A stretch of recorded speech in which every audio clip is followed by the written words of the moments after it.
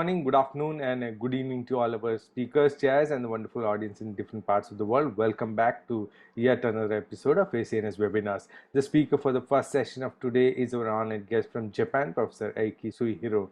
Professor Suihiro is a professor of neurosurgery at the International University of Health and Welfare School of Medicine, Tokyo. Earlier, he was a clinical associate professor at the Advanced Medical Emergency and Critical Care Center, Yamaguchi University Hospital.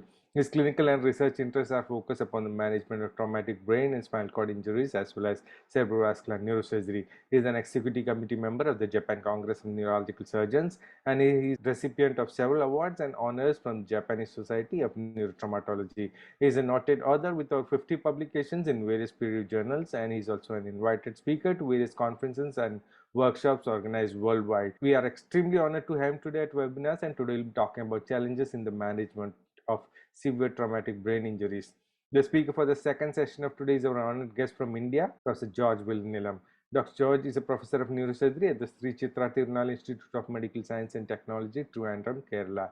His clinical and research interests are focused upon epilepsy surgery, intrinsic brain tumors, eloquent brain surgery, neurosurgical training initiatives, bibliometry, medical law, and ethics. He is passionate in enhancing surgical training standards and mentoring epilepsy surgery centers. He has trained several neurosurgeons for developing epilepsy surgery centers in India, Bangladesh, Sri Lanka, and Nepal. We are extremely honored to have him today as a speaker at our webinars, and today we'll be talking about avoiding complications in epilepsy surgery. The chair for the first session of today's webinar is our honored guest from the USA, Professor Andrew Reisner. Professor Reisner is a pediatric neurosurgeon at the Children's Healthcare of Atlanta and assistant professor of neurological surgery in the Department of Neurosurgery at the Emory University School of Medicine. Dr. Reisner joined the Children's in 1999 and currently serves as the Elaine and John C. Carlos Chair for Neurotrauma as well as Medical Director of Neurotrauma and Concussion. He is the current chair of the Neurotraumatology Committee of the WFNS.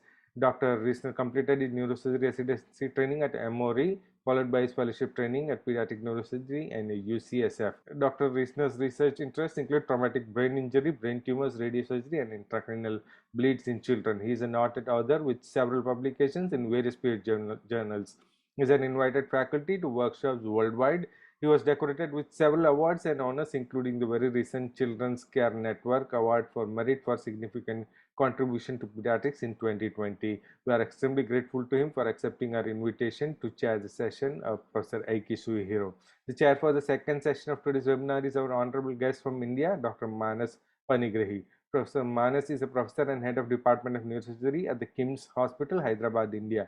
He is an important member of Neurological Society of India as well as the Asian Congress of Neurological Surgeons. His clinical interests are focused upon surgery of the skull base, epilepsy surgery, cerebrovascular surgery, neuroendoscopy, and spinal disorders. He is a noted author with several publications in various peer-reviewed journals, and is a very active proponent and part of academic events held for young neurosurgeons by various organizations. We are extremely grateful to him for accepting our invitation to chair the second session of Professor George's lecture. On behalf of the Education Committee of the ACNS and the President, Professor Yoko Kato, I would like to welcome both the speakers and chairs and the wonderful audiences to this online platform of ACNS webinars. A very warm welcome to our colleagues in China, and we are extremely grateful to Professor Shubin for broadcasting this webinar on the WeChat channel. Dr. Liu Boon Seng from Malaysia is my co-host for today. And with that introduction, I would like to hand over this online podium to our first chair, Professor Andrew Reisner. Good morning, everybody. Roger, thank you so much for that very kind introduction. Well, again, thank you for the kind introduction and the honor of being with you today. And it is especially an honor to welcome Dr. Eiki Suihiro as our first speaker. Dr. Suihiro is a member of the WFNS, World Federation of Neurosurgery Neurotrauma Committee. We are honored to have him. I looked at his CV last night, and I'd like to just highlight a few points. Firstly, he graduated from the University of Yamaguchi in Japan, and among other things, he spent some time as a fellow in Virginia with very renowned neurotraumatologists. Today still, but especially a decade or two ago, Virginia was the center, if I may say, of neurotrauma research. Specifically, Dr. Don Becker and Dr. Donald Becker and Dr. John Polvashok. How strong was that center of gravity? Well, as you can tell, I have a few more gray hairs than Ike, so I've been around a little bit longer than him. And I went to my bookshelf, and I still have this book, Ike. I don't know if you can read it. It is the Central Nervous System Trauma Status Report of 1985 by Don Becker and John Polvashok. And I won't give away your date of birth, but I think fair to say that when this book was published, you were younger than 10 years of age. And I have no doubts that as a young boy, you must have read all 500 pages of this manual, and that prompted your interest in trauma. Am I right in saying that? There we go. On a more serious note, he has published, 50 plus outstanding papers, all peer-reviewed. He's won a number of awards. Just 2 awards I'd like to mention. In 2017, the Hirokawa Award of the Japanese Society of Neurotrauma, and the Presidential Citation of the Neurocritical Care Society at their 15th meeting, again in 2017. He's a very distinguished figure in the world of neurotrauma, and it is my pleasure to do this introduction. But before I finish, if I may digress for just 30 seconds, Roger, I'd also like to give an award, if I may, or comment on the incredible professionalism and graciousness of the current leadership of the ACSN. And that includes you, Roger, Professor Krishna Kuti, Yoko Kato, Professor Boon Liu, have been incredibly gracious, professional, well organized, and I think the success of this series of webinars speaks to that. So with that, Ike, over to you. Thank you very much. Thank you, and Professor Andrew, so very kind introduction. And so actually, I'm very honored to be here in this wonderful session, educational session. Okay, so let me start my talk. So I will share my. Okay, so today I will talk about the challenges for severe traumatic brain injury treatments. So actually, so now I'm at the International University of Health and Welfare. But so until 3 years ago, so I was being at the Yamaguchi University, and I'm trying to treat for severe traumatic brain injury and severe stroke patients. So today I will talk about my experience of these 20 years, and I want to talk about my passion to young neurosurgeons in Asia countries.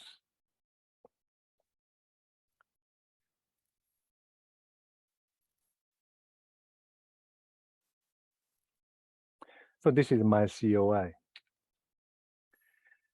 So the purpose of therapy in severe TBI patients is to control secondary brain injury by maintaining CBF. In order to maintain CBF, it's important to control ICP while maintaining systemic blood pressure. This is taken from Dr. Yakobori's textbook. This slide shows the general protocol for ICP management. In general, textbook indicated that the control of ICP should be done in stages from non-invasive method to invasive method for increased ICP, like this slide. In other words, it responds to increased ICP. Thus, it may be too late to respond after realizing an increased ICP, because increased ICP can quickly fall into a negative spiral like this slide. As you know, increased ICP reduced CBF, and cerebral ischemia easily occurred in TBI patients in which autoregulation of CBF is impaired. Then cerebral edema due to ischemia occurs, and the ICP further increases. Then, in the same way, CBF decreases further cerebral ischemia and the cerebral edema occur, and the ICP continue to rise.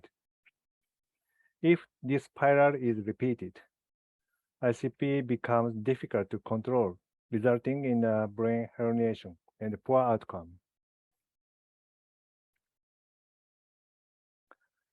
Therefore, we will introduce our measures to prevent this negative spiral.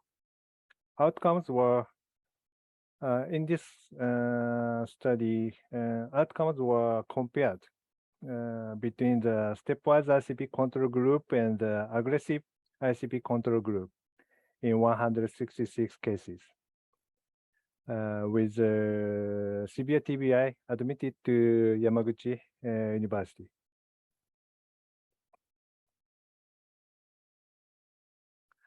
Aggressive ICP control means that the following treatment will be collectively performed for all patients with severe TBI immediately after admission.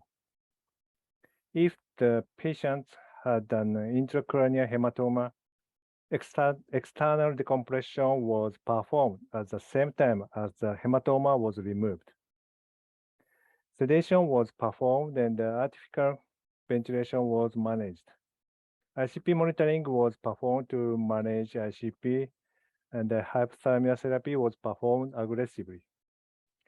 We didn't use osmotic agent. As a result, ICP monitoring was about 25%, and there was no external decompression surgery, and the hypothalamic therapy was performed at about 40% in the first terms. In the later stage, ICP monitoring was performed at about 85%, and the external decompression was performed at about 60%, and the hypothermia was performed about 50%. Outcome at the discharge showed a significant reduction in mortality from 35.4% to 20.3%. However, there was no change in functional progress. From these results, life saving is possible by aggressive ICP management. However, no improvement was seen in the functional outcome, and it remains an issue. We need to consider methods of ICP management or management of cerebral perfusion pressure to obtain improved functional outcome. Here, Japan Neurotrauma Data Bank reports on the current state of ICP management in Japan. In Japan, the implementation rate of ICP monitoring is low, about 28%. And ICP monitoring is practiced in younger people. Looking at the type classification of HCT, ICP monitoring is performed in evacuated mass group and diffuse injury 3 to 4, and the cases in which ICP is expected to increase.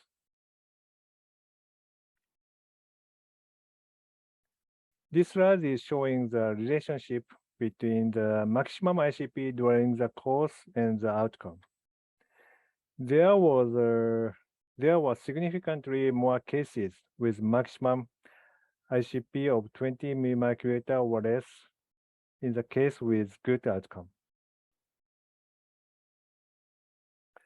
Mortality was significantly higher in the group of patients with maximal ICP of over 40 mmHg. In other words, if it can be managed to 20 mmHg or less during the course, the outcome will be good. And if the maximal ICP exceeds 40 mmHg, the probability of death is high. I drew an ROC curve for maximal ICP for good outcome. A cutoff value of 22.5 mmHg was calculated, which was consistent with each guideline. In other words, the target value of ICP was clearly shown in the management of severe TBI.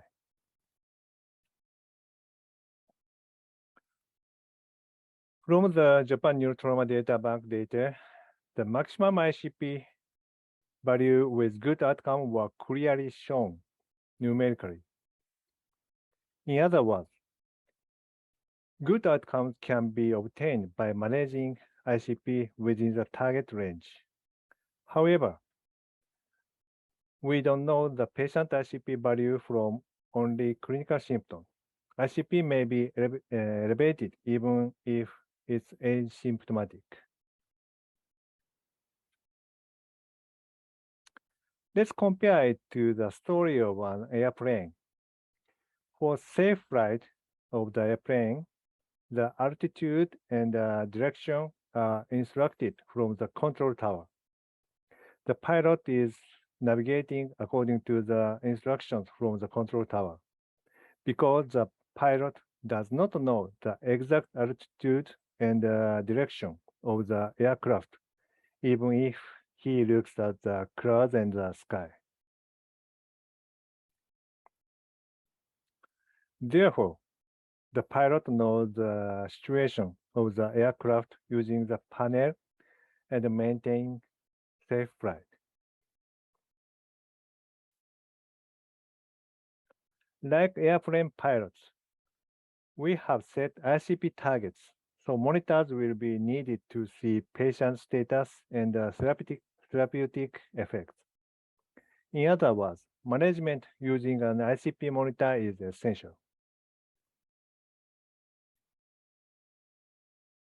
This slide is a scene of neurocritical care for a patient with TBI using the multimodal sensor at Yamaguchi University.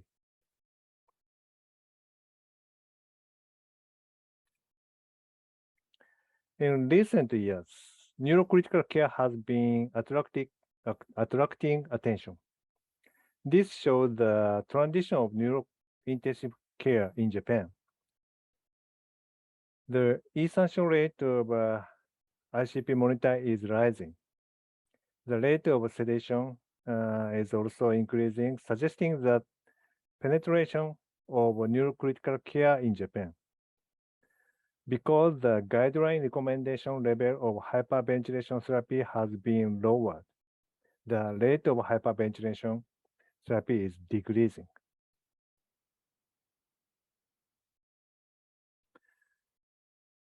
The frequency of ICP, the frequency of use of mannitol or glycerol is increasing, suggesting an increase in awareness of ICP management. Body temperature management is also actively carried out, but hypothermia therapy is almost no longer performed. In this way, although there is a widespread of neurocritical care, the current situation is that it does not lead to outcome.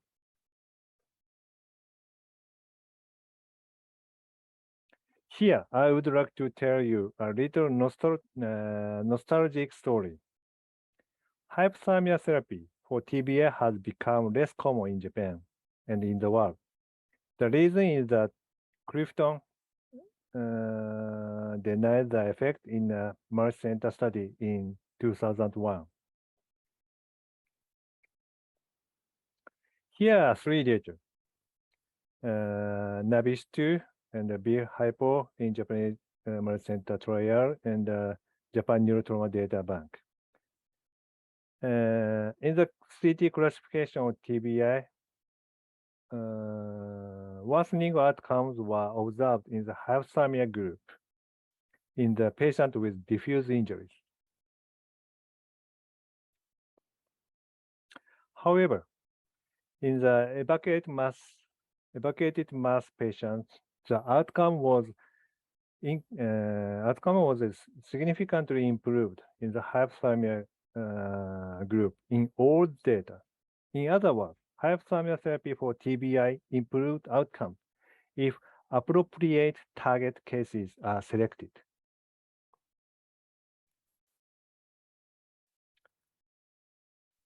Based on these results, a multi-center study of hypothalamic therapy for acute subdural hematoma was conducted jointly by Japan and the United States.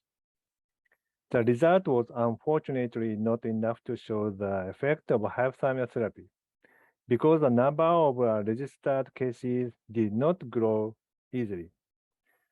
So the result was terminated halfway. There was also no significant difference in the comparison of outcomes between the two groups.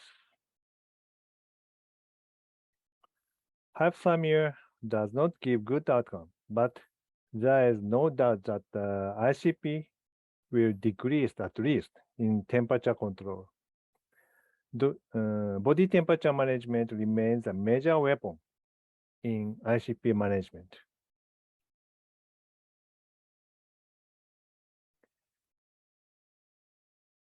There is no doubt that the ICP should not be raised above 22.5 mmHg. ICP monitoring is essential to know the patient's condition, and early action is required to avoid falling into the negative spiral of ICP. The method of ICP management, when, what level, how, still need to be examined in the future. So here, I will talk the next topic. So in Japan, the population is aging rapidly. Japan's population aged 25 and older was less than 5% in 1950, but exceeded 7% in 1970 and 40% in 1994. After that, it continued to rise and reached 28.7% in 2020. It's estimated that the aging rate will continue to rise and reach 36% by 2050. Compared to other countries, Japan has risen rapidly in the last 30 years and is the highest in the world. This aging rate is on the rise in all countries of the world, and Japan will be a model case for the aging society that countries around the world will experience in the future. And it's expected to play a role as a model cases in medical treatment as well. This graph shows the transition of the aging rate of TBI patients for the Japan Neurotrauma Data Bank. Again, against the background of the aging of Japanese society, the aging rate of TBI patients is increasing year by year. And according to the latest data, project 2015, more than half of the severe TBI in Japan are elderly people aged 65 and older. This shows the number of patients with head injuries by age group on Project 1998. Characteristically, it has a bimodal distribution. with peaks in young and elderly people. However, in Project 2015, the distribution is more moderate with a peak only in the elderly. Compared to Project 1998, the number of young people with head injuries due to traffic accident has decreased. It can be said that this is a result of an increase in head injury in the elderly due to falls at home. Here, I would like to show the characteristics of head injury in the elderly. First, the elderly have less physiological reserve and are prone to hypoxemia and hypertension. Heart failure due to fluid infusion requires attention. And decrease in brain volume, resulting in the expansion of the subdural space, lead to subdural hematoma by increase of the hemisphere mobility, resulting in the damage of a bridging vein. Because of this high mobility of the brain due to cerebral atrophy, bridging veins are easily damaged by head hit, and subdural hematoma is likely to occur.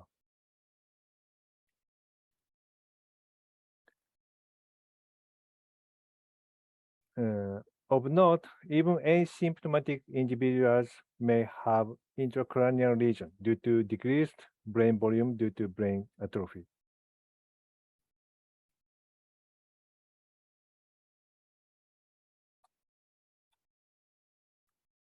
Brain atrophy increases the intracranial gaps of pressure buffer, allowing deterioration. Although not easily exhibit symptoms by hematoma, symptoms rapidly become severe when intracranial pressure once reaches the threshold value.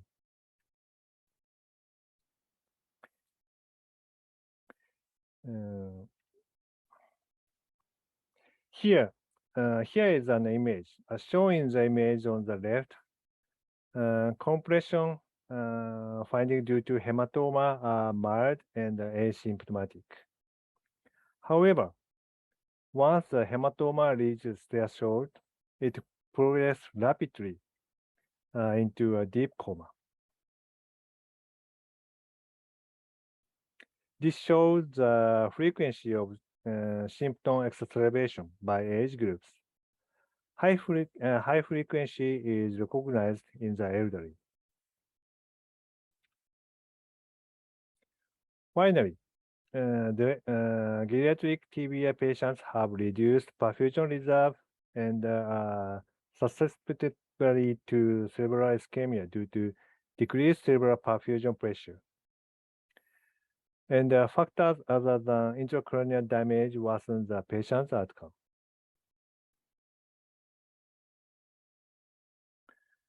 Next, we examine the reality of geriatric TBI patients based on the data from the Japan Neurotrauma Data Bank Project 2015.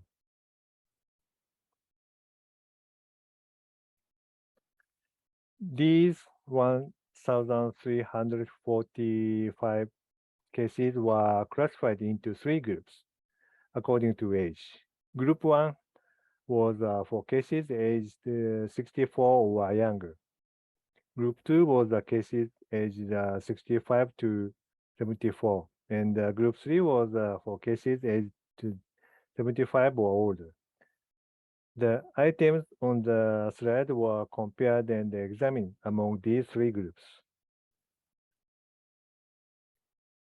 First, regarding the number of cases, Group 1 had 46.4%. Group 2 had 20.3%, and Group 3 had 33.3%. More than half of the total were 65 years or older. The proportion of men Each group decreased significantly with increasing age.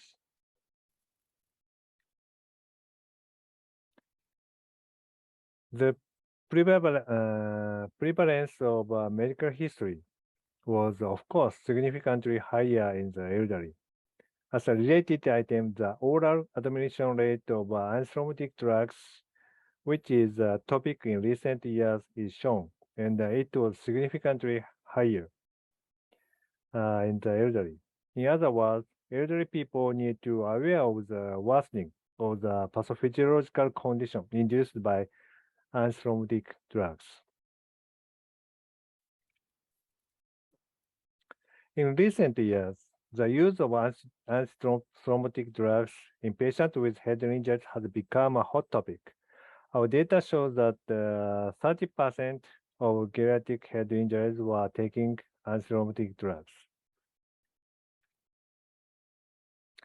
Some interesting feature of geriatric tibia taking antithrombotic drugs.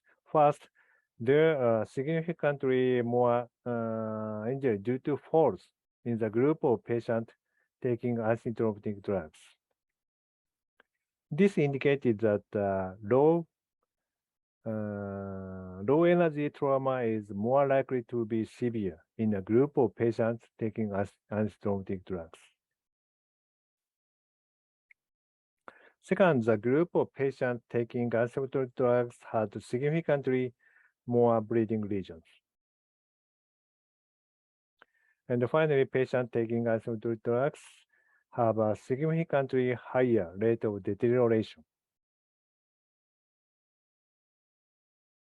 Based on these results, aggressive head CT imaging is recommended for geriatric tibia patients taking antithrombotic drugs.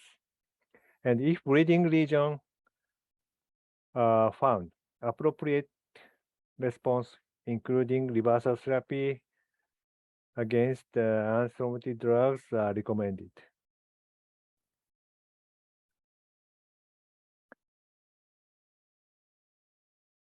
Prothrombin complex concentrate is recommended as warfarin drugs.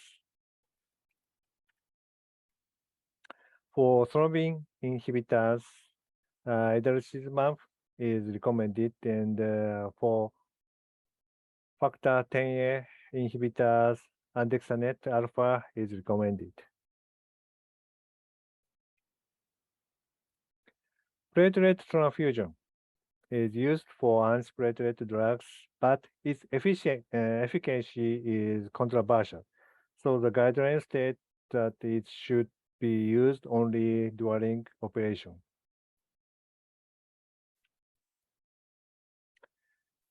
Now, let us consider the mechanism of injury. The rate of a traffic accident is significantly higher in the young people, but it decreased with increasing ages. Controversy, fall injuries increased with increasing age, with more than 60% of head injuries over the age of 75 being injured by falls. Most of the injuries were at home.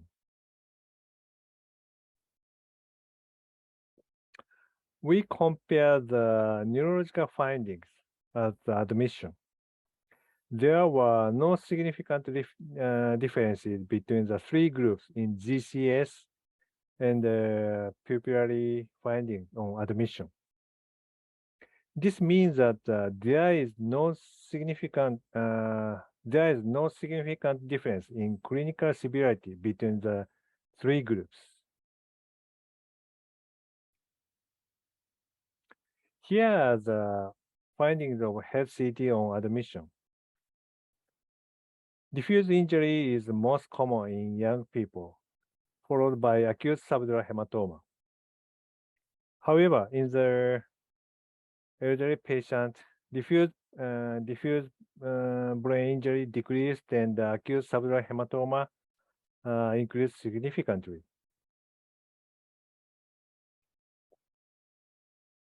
We also examine midline shift and disappearance of the perimesencephalic system as finding of cerebral herniation on CT on admission.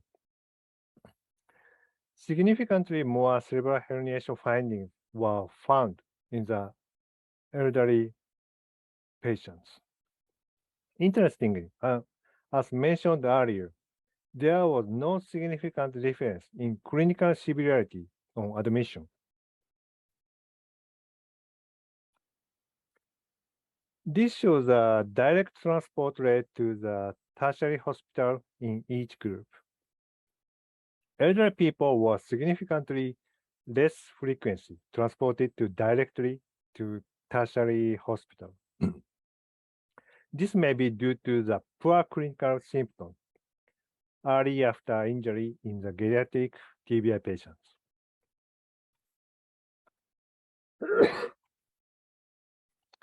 Early GCS is usually used as an indicator of the severity of head injuries.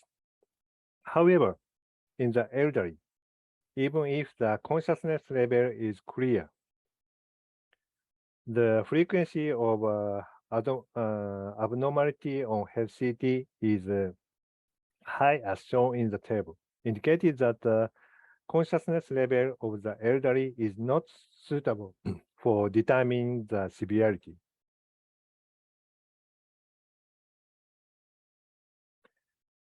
The actual condition of treatment for geriatric TBI in Japan is shown. In Japan, even elderly people are relatively aggressively performing surgery and intensive care. However, despite such aggressive treatment for geriatric TBI, the discharge outcome of geriatric TBI patient is poor.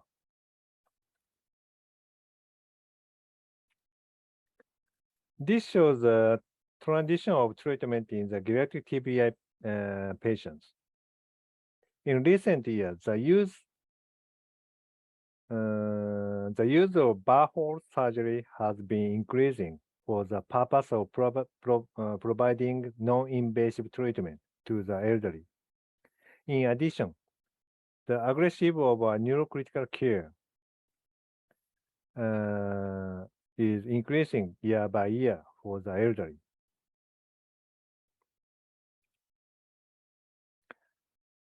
Mortality is significantly reduced by such non-invasive treatment and aggressive neurocritical care. However, the favorite rate of functional outcome has not changed, only increasing the depending survival.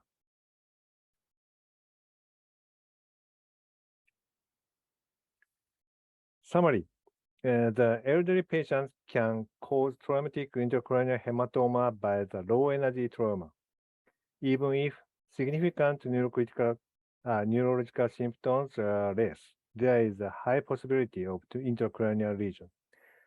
In elderly TBI patients, the outcome is poor, even if the best treatment is given after the TBI has become severe. It's important to appropriately respond early to the elderly TBI patients before exacerbation. Thank you for your attention. Thank you very much. Thank you. Aki, thank you so much for a outstanding talk. I really enjoyed listening to it. As you said, or alluded to, managing TBI is really a humbling experience for at least 3 reasons. One, it's such a heterogeneous outcome, no matter what the Glasgow coma score is when they are seen in the emergency room. Secondly, we can predict which ones are going to do well and which ones are not. And thirdly, our interventions may be too late. I was struck by the similarities, if you like, between the extremes of age. Obviously, there are differences between the children that I take care of and the elderly population that you studied. But the commonality is the extremes of age are very vulnerable and have got the unique pathophysiologies that make them particularly prone to the complications of a traumatic brain injury. Lastly, I was amazed at the epidemiology that you presented of the aging population in Japan. We all know that it's aging. I did not realize the degree. And if I understood you correctly, it's going to be a third of the population will be greater than 65 by 2050, if I understood you correctly. And that has profound implications on healthcare and things like that. As you noted, and my one and only question, falls are common. I can't help wondering if a lot of these falls that happen are not the first falls these people have. They may have a number of falls. Is there any sort of monitoring devices that are put in the homes to monitor these patients, to maybe have them screened or looked at a little bit before they have the second or third fall and maybe come in a little bit more devastated? I realize that's sort of a more epidemiological healthcare problem than a neurosurgical question, but I just wondered if you're aware of any programs that have been instituted to care for the elderly in Japan. Yeah, so thank you very much. So, yeah, of course, so we are recognized that we have to become the model case of the world, so about creative TBI patients. But I'm sorry, so I cannot exact answer, but still we are trying to various methods in the recent future. So I'd like to answer I'd like to respond the good answer for you. I'm sorry. Yeah, I'm speaking a bit from personal experience. I have a father who's 98 and a mother, an old nurse who's now 93. And my sisters have put in a monitoring device, and it's sort of amazing how falls and things are happening that would be unreported and unwitnessed. And just a personal comment that I share with you. Yeah, thank you. Yeah. Thank you. Yeah. Well, thank you. Thank you very much. It was really interesting, and we can open the topic for discussion. We have eminent persons like Professor Manas, who is joining. He's been dealing with traumatic brain injury since long time, very senior respected neurosurgeon. Professor Manas, any comments would you like to make about TBI in elderly? One of the major problem with elderly patients in TBI is many of them are on antiplatelets. That causes additional problem in managing the patients. How do you manage patients who come with either aspirin or clopidogrel with intercerebral hematoma? What protocol you follow, and then? He was asking about what is the protocol for you in management of elderly patients who are on anticoagulants in your place? Anticoagulant, yeah.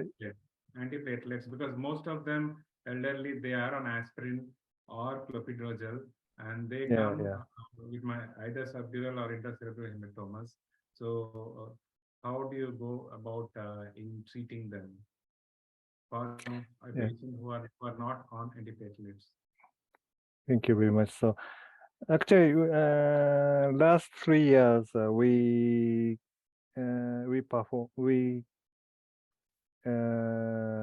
did observative anyway. So anyway, so from the Japan Neurotrauma Data Bank, so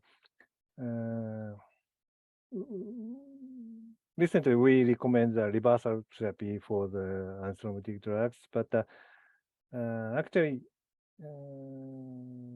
from the data bank, actually we now using the drugs after exacerbation to geriatric population. So it's too late. So now we making a protocol to use early phase after injury to geriatric TBI patient yeah, it's my answer. Yeah, sorry. Okay. George, One another important thing that I would like to ask is the dilemma of restarting these drugs, because these people are on uh, blood thinners for other reasons, like they might have a stent in their heart or something else. So it's very vital that anticoagulation should be there. So once they are treated and like they are okay, but the CT shows a bit of residual bleed and all, when in what is your opinion, when do we to restart these drugs? Actually, it's should be earlier, but so actually everyone don't have an answer, but my opinion is around 72 hours, 3 days after injury, because uh, should be restart earlier. It's okay, but from our data, about 1 week after injury, high rate of ischemic complication. So my opinion is about 72 hours, around 70 hours after injury. What about you, Professor Reisner? Any comments? Not on that specifically, but if I could just digress a little bit, actually, do you have guidelines that you implement at your hospital that are followed, that are ICP based?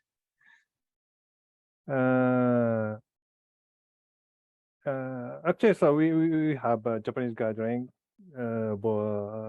but yeah, and so in my slide, I showed that stepwise Yes. management of ICP. So actually, it's from our guideline, Japanese guideline. But my recommendation is it's too late, so we should we should early management of ICP. Yeah. It's Yeah. my opinion, but so guideline is like a slide. Yeah. And my question is, let me give you a quick preamble. We learned our lesson the hard way. My question to you is, how often are those guidelines implemented? Are they implemented strictly? Because ours were not, quite honestly. And we went to the hospital board back in 15, 20 years ago. Once we established our guidelines, we mandated that the guidelines have to be followed. And if they weren't, then the doctors would have to go to peer review and explain why they did not follow the guidelines. On the other hand, if they had new ideas and there was new information, we were happy to incorporate in the guidelines. But the hammer came down. We instituted those guidelines strongly. And I remember the day, it was in May of 2011. And we did a study and we looked at the results before strong implementation of the guidelines versus afterwards. No surprise to you, the mortality improved by 40, one more time, 40%. So my comment is, it's great to have guidelines, but they've got to be somehow enforced. And I'll stop there. Any comments on that? But by the way, that was published in the Journal of Neurosurgery, gosh, in 2015, 16, something like that. But it sort of shocked me how, not how well, if I'm patting myself on the back, it's just the opposite. I'm criticizing how badly we did it. We had these guidelines, but nobody was enforcing it and using it. And it was a culture shift. And you have to have that culture shift in the hospital. One thing about guidelines, I would like to mention that for guidelines to be to be implemented universally, resources should be equal in all places. We cannot insist upon following guidelines and not adhering to it in when the guidelines were developed in the developed world. whereas in the LMICs where the problem of neurotrauma is the highest, we do not have the resources, we do not have the maintenance of ICP and all. So that is the issue with guidelines. I think Professor Manas can give us a comment or more. No, Yeah, but so actually I performed the survey in Japanese hospital about complying the guideline, Japanese guideline. And actually, first time it 2008, it's just 70%, but this year I performed that, and it's increased to the 95%. I don't know it's true or not, but maybe like that. So in real world in Japan, so guideline compliance is increasing, and maybe ICP monitoring also increasing. It's a real world in Japan. Right. Thank you, Professor Manas went offline for a second. You're back. Yes, Professor. No, following guidelines is something is an individual perception. I mean, even if there are guidelines which are implemented by the hospital, people do not follow that unless the person wants to do it. Of the people working, that whether I should follow or not, one cannot impose a guideline to be done. So unless the practicing neurosurgeon feels that that will really help him, he will never do it. And so basically the guidelines and the guidelines, many of the times when it is done, it is very complicated. If the guidelines are simplified, then people will use it.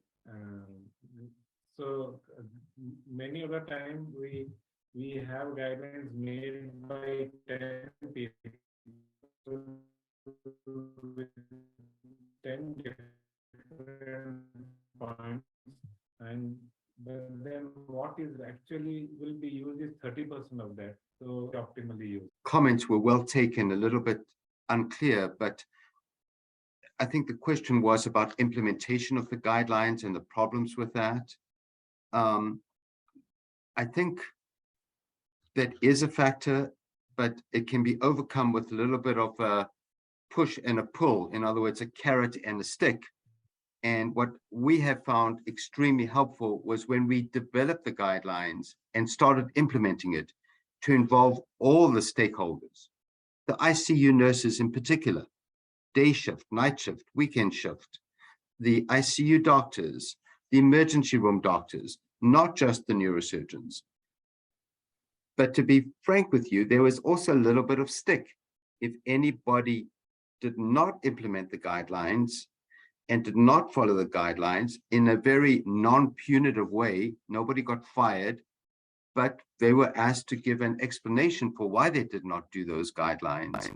And that seemed to have an effect, and our implementation rate went up higher, almost 100%, quite honestly, with both, this carrot and the stick approach. And I'll stop right there. Thank you very much. So I think it's time we move on to the much awaited second lecture of very honorable Professor George Bulinilam, and I will pass over the mic to Professor Manas to invite him for his lecture, and at the end we'll hear his comments as well. Yeah, thank you, Dr. Raja. Can you hear me? Or yes, sir, we can hear you. Good evening, Dr. George. I know Dr. George for many years. Like he has done his neurosurgery from surgery at Sri Chitra Tirunal Institute of Medical Sciences at Trivandrum, India. He has a keen interest in epilepsy, and he has written many papers, published many papers, not only has operated, but published many papers, including history, complications, and on epilepsy surgery in all national and international journals. And he is a very good orator. Not only he can speak epilepsy well, but you give him any topic, he speaks very well. So I'll not be a barrier between him and you. And I'll request Dr. George to please speak on complications of epilepsy surgery. Thank you very much, sir, for that very, very warm introduction. I must profusely thank Raja, Liu, and the entire leadership of ACNS for this wonderful academic effort that they've been doing for so many months now. I think this will be etched in the history of neurosurgical learning for very, very long. Epilepsy surgery is definitely a very, very fascinating topic. But when we talk about complications, it can't be just, purely science. It has to have some amount of experience, some amount of philosophy. And I'm sure all of us, have days in neurosurgery when we feel so happy and so triumphant, and we almost feel close to being God. And at the same time, there are those stray days when you feel so disappointed, so dejected, and you sometimes even curse yourself for having taken up neurosurgery. So that is why probably in life, complications are needed to teach us and take the art of neurosurgery forward to the next level. It is very necessary to have them, perhaps, to keep neurosurgeons grounded so that the craft of neurosurgery is taken up to the next level. So, as they say, there's a very nice saying which goes like this, that, there is an inherent risk in most things that matter. So, if you do attempt anything which is worthwhile in life, definitely there is a risk in that, and you should be prepared to face that. So, complications perhaps do not really imply that there is negligence. They do not really imply that there is substandard care. But that is something which is bound to happen when you take that next big step ahead in the greater good for the greater gain of the patient. So, no, I'll just organize my talk along these few points. So this is not about listing out complications or telling you this is the incidence of a neurological deficit in temporal lobectomy. This is to understand the complications from these 6 points of view. That is, first, to define the concept of complication, try to classify them, to identify vulnerable surgical movements so that you can prevent them in future, and you are wiser with every case that you do. And most importantly, with this, we also should learn corrective measures so that if there is a problem, we can immediately bail ourselves out so that we can reduce the impact of that problem or complication. And most importantly, all this is important because we have a duty towards the next generation, that is to train the next generation of neurosurgeons. So we have to develop a learning curve in epilepsy surgery based on these complications.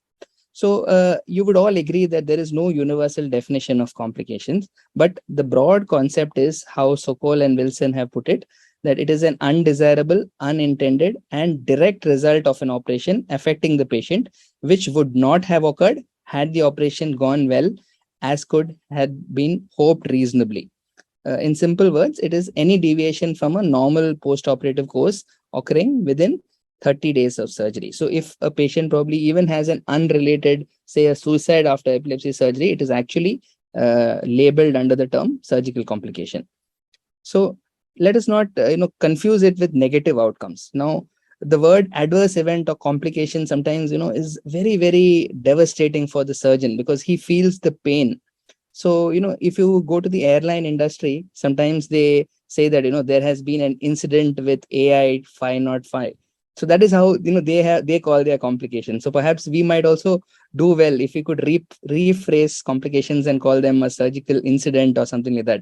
So negative outcomes could be adverse events or complications. It could sometimes be sequelae, which are actually conditions which are inherent to the procedure. Like, for example, hemiparesis after a motor cortex glioma, or say failure to cure, persistent seizure after epilepsy surgery. Some of these really could not be, sequelae and failure to cure, maybe not really branded as complications. So if you had to classify complications, they could be classified based on the incidence rate, common, uncommon, or rare. They could be classified based on the severity as mild, moderate, life-threatening, or fatal. They could be also classified based on the temporal profile, that is in relation to the surgery, intraoperative, early postoperative, or late postoperative. So usually complications are, often a bolt from the blue. They happen when you're absolutely least expecting them. So that is why it is very essential to actually contemplate them, or be prepared for them in your mind. When you scrub for a case, always be prepared that this could happen. Identify those vulnerable moments, take additional precautions, and even if they still happen despite all your precautions, mitigate their impact by quick corrective action. So errors and complications, sometimes we try to use these words synonymously. They're not really the same. Error is actually an act of omission or commission that may cause harm or have the potential to cause harm. Errors not always lead to an adverse event. For example, if you have an error of omission like formative infective endocarditis prophylaxis, you might not have an adverse event because of that. An error of commission like a wrong side surgery or misjudging eloquent brain resection causing unwarranted deficits in eloquent brain resections. So not every error leads to an adverse event. So if you just look at the schematic diagram, you have some errors which are near misses, and on the other side, you have adverse events which are not really the cause of error. At the same time, in middle, you have a very an area which is common to both errors and adverse events, and the ethos of this talk is to avoid these preventable adverse events, getting better with every case that we do. For example, if a bone flap hits the full floor and there is no post-operative infection, there is no adverse event. But at the same time, that is an error. So epilepsy surgery, just a few basics about it. The concepts are very, very rapidly changing. Now, the current concept is that, though we have the definition of drug-resistant epilepsy, 2 years, 2 drugs, and still patient has continuous debilitating seizures, perhaps that is a theoretical definition. But now, in the current era, surgically remediable epilepsy, we know the natural history of many epileptogenic lesions. We know that if we offer surgery early, we might be able to give a very, very good quality of life. And we also know that there's a concept of surgically refractory epilepsy, wherein when you intervene late, you could not have the equally good results that you would have had you intervened early. So this is a quick concept overview. So we know that the main difference between epilepsy surgery and rest of the other intrinsic brain neurosurgery is that here the radiological abnormality is not equivalent to the entire disease zone. So we have the epileptogenic zone, which is the center of all surgical resections, but there is no real investigation that ideally picks up the epileptogenic zone, because the epileptogenic zone is not equal to the radiologically abnormal lesion. So you also have these other zones like the irritative zone, which is responsible for the EEG abnormality, the symptomatic zone, which is responsible for the post-ictal deficit. So finally, the epileptogenic zone is a bit of everything, but we really don't know what is the ideal investigation. Only when you are successful after surgery, you know that you have probably targeted the epileptogenic zone correctly. But there's no real foolproof investigation which will help you find that.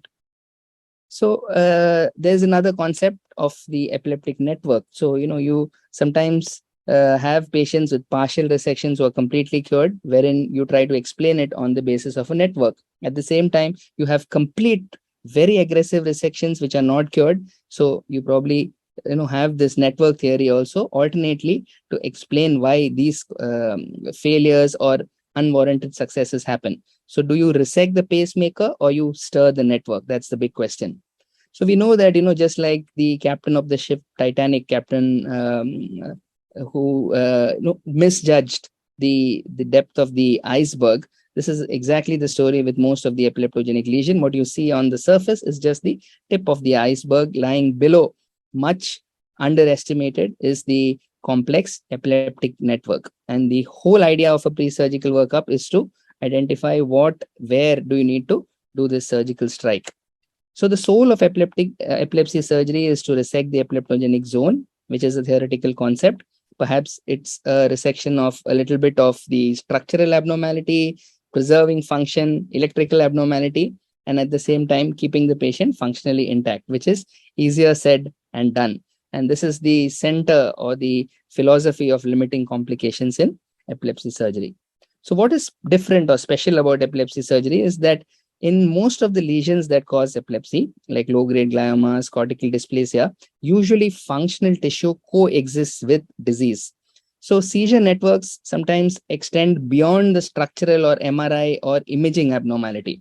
And most importantly, sometimes even after a successful surgery, late failures can happen due to reorganization of networks. So there are some similarities and dissimilarities when you have complications in epilepsy surgery versus intrinsic brain surgery or other neurosurgical procedures.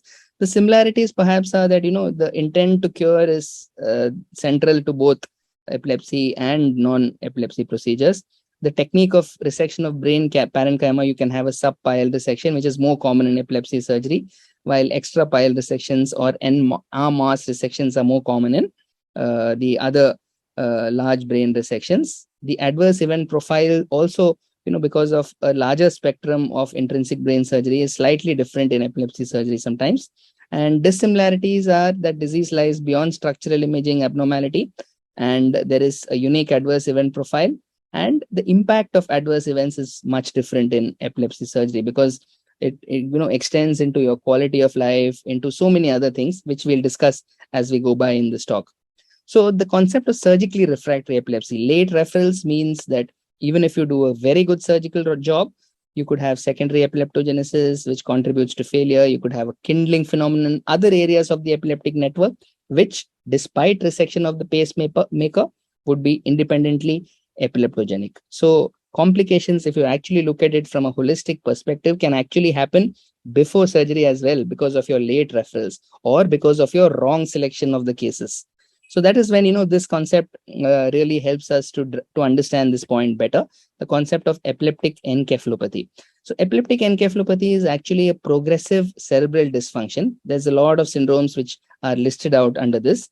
And this happens when there is a continuous seizure focus, which is neglected over a period of time, and then there is progressive cerebral dysfunction. And as of now, there is a lot of experience worldwide on how epilepsy surgery helps even in epileptic encephalopathy, maybe not to the extent of early surgical referrals.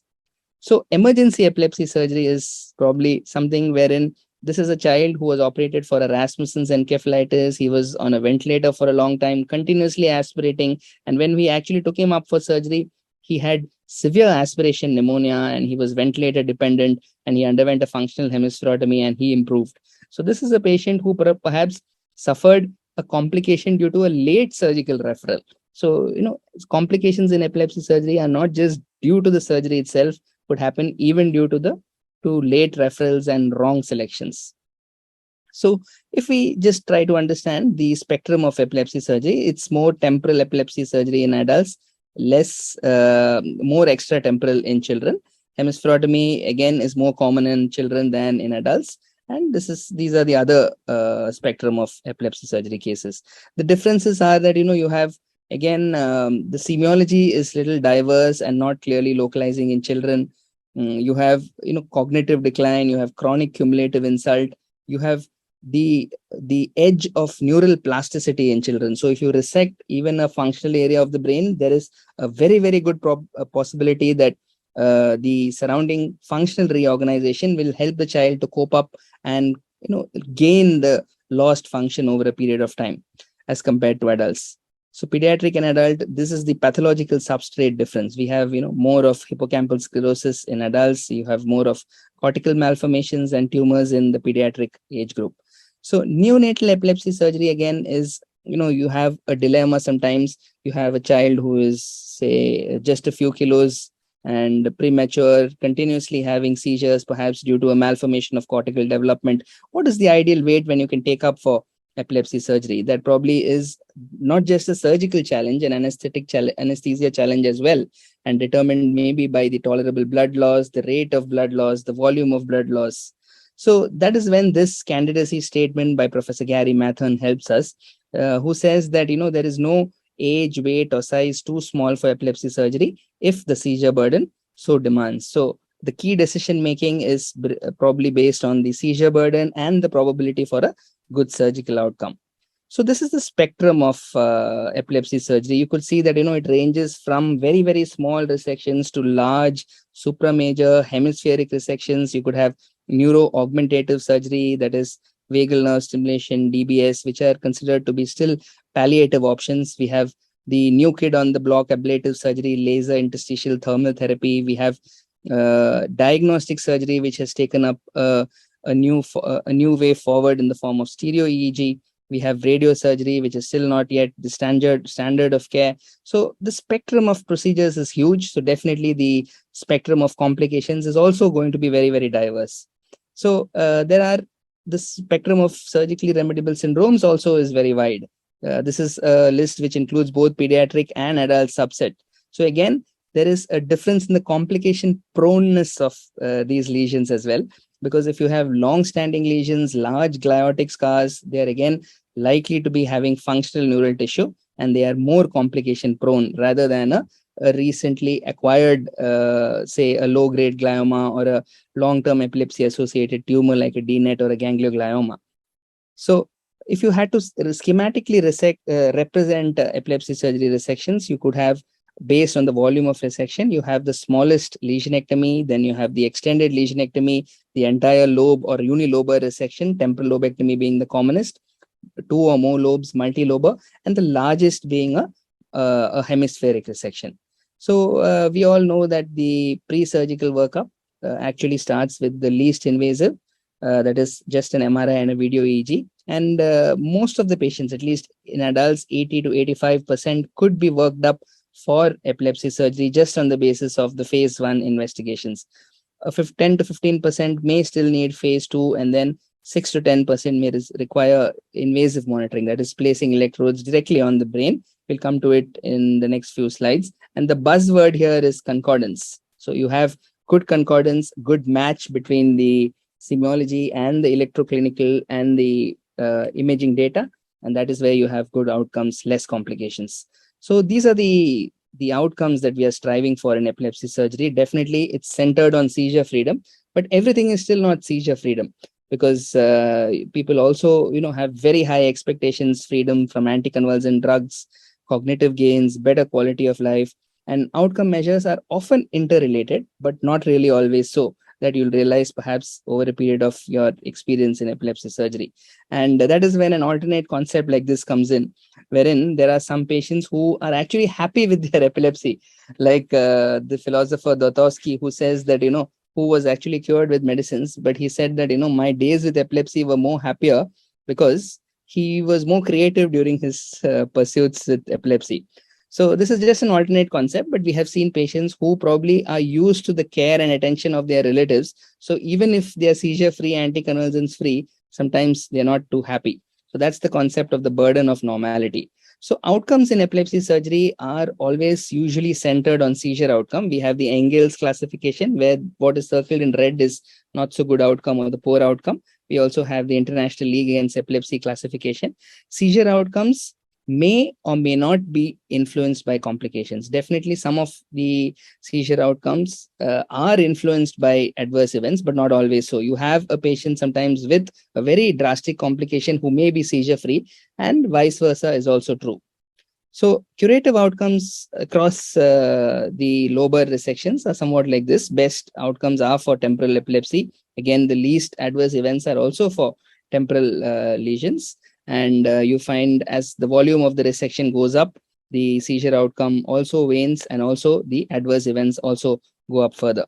So we have reorganizations of networks. That's why long-term success in epilepsy surgery has been waning. And these are 10 and 15-year results, even in the good outcome temporal lobe epilepsy cases, which show some reorganization of networks. Central area resections, that is the section of the sensory motor cortex, is again an evolving field where we have very, very exciting results. So this is a large resection of the prefrontal lobe, and then finally this patient also went on to have a motor and sensory cortex FCD resected and had a manageable deficit which improved over a period of time. So sometimes we have a trade-off for seizure control, an acceptable deficit for the greater gain of seizure control. For example, if you have a non-dominant hand weakness due to a motor cortex FCD, sometimes the patient would say that, it's okay, if you can give me a seizure-free life, then perhaps I will find my way around this deficit and try to overcome it. But then the dreaded complication always is a double loser, somebody who has a deficit and poor seizure control. So you win some, you lose some. And some goals are so worthy that it's even glorious to fail.